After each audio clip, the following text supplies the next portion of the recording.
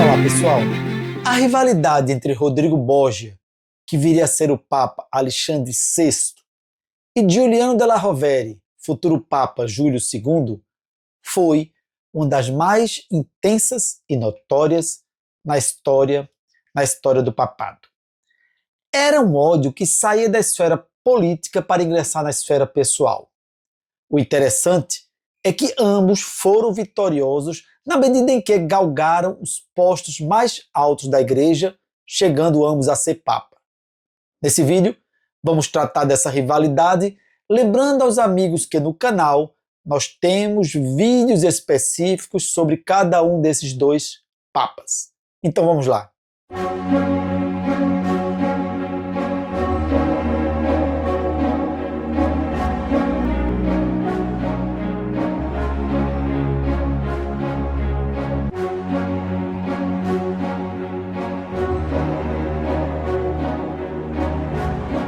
Rodrigo Borgia, que se tornou o Papa Alexandre VI em 1492, é uma figura altamente controversa na história da Igreja Católica. A sua eleição foi marcada por acusações de corrupção e simonia, com relatos de que ele comprou votos no conclave. O conclave de 1492 foi convocado após a morte do Papa Inocêncio VIII. A Itália estava em um período de grande agitação política, com várias potências tentando exercer influência sobre os estados papais e sobre o próprio papado. A política papal da época, ela era dominada por algumas famílias poderosas, incluindo os Borgias, os della Rovere, os Médici e os Sforza. Essas famílias, elas competiam pelo controle do papado e dos territórios papais. Nesse conclave participaram 23 cardeais. A pequena quantidade de eleitores, em comparação com os conclaves modernos, aumentava a intensidade das negociações e a possibilidade de corrupção. Rodrigo Borgia enfrentou forte oposição de vários cardeais, mas a mais intensa vinha de Giuliano della Rovere. No entanto, Borgia conseguiu formar alianças estratégicas, prometendo favores e cargos importantes em troca de votos. Após alguns dias de intensas negociações e acordos, Rodrigo foi eleito Papa, assumindo o nome de Alexandre VI.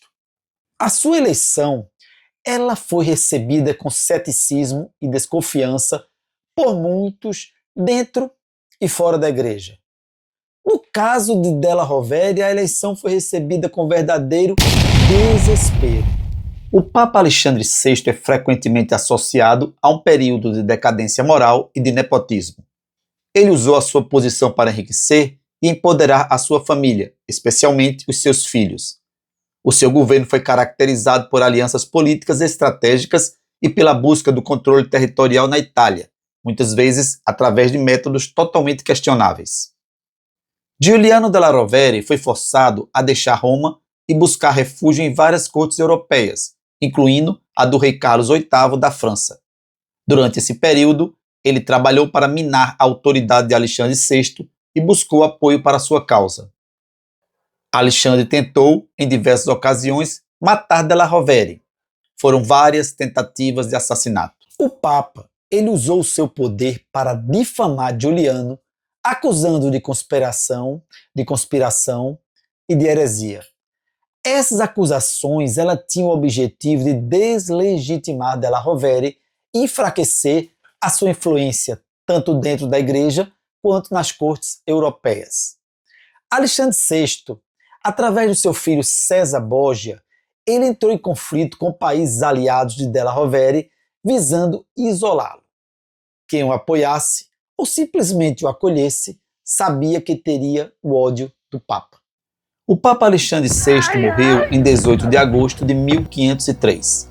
A sua morte foi envolta em mistério e especulação, com muitos acreditando que ele poderia ter sido envenenado. A maioria dos historiadores, entretanto, defende que ele morreu de malária.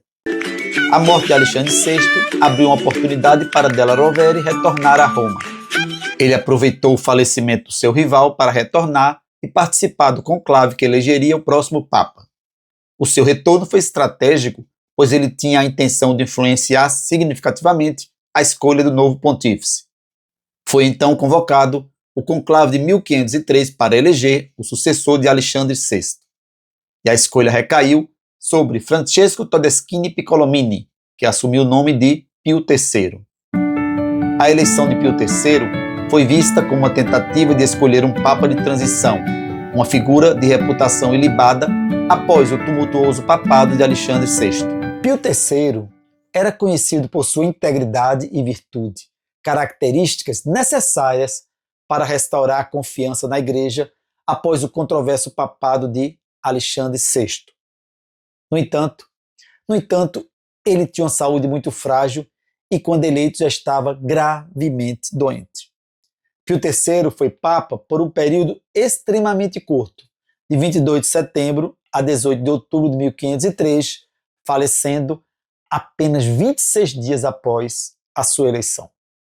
A sua morte rápida foi uma grande decepção para aqueles que esperavam por uma renovação na liderança da Igreja. Há no canal um vídeo específico sobre Pio III. Após a morte de Pio III, um novo conclave se reuniu. Giuliano della Rovere foi eleito Papa em 1 de novembro de 1503, assumindo o nome de Júlio II. Giuliano della Rovere se tornou o Papa Júlio II em 1503.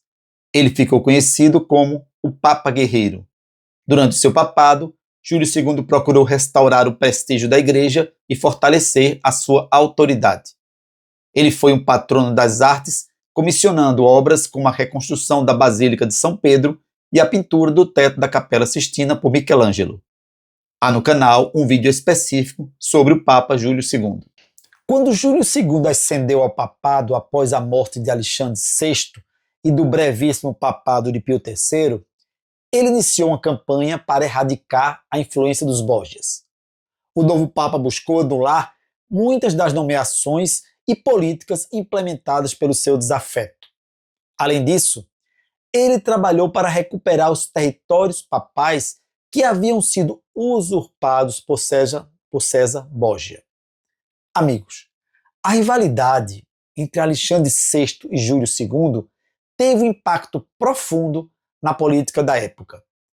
Alexandre, ele usou seu poder papal para estabelecer uma base de poder para sua família.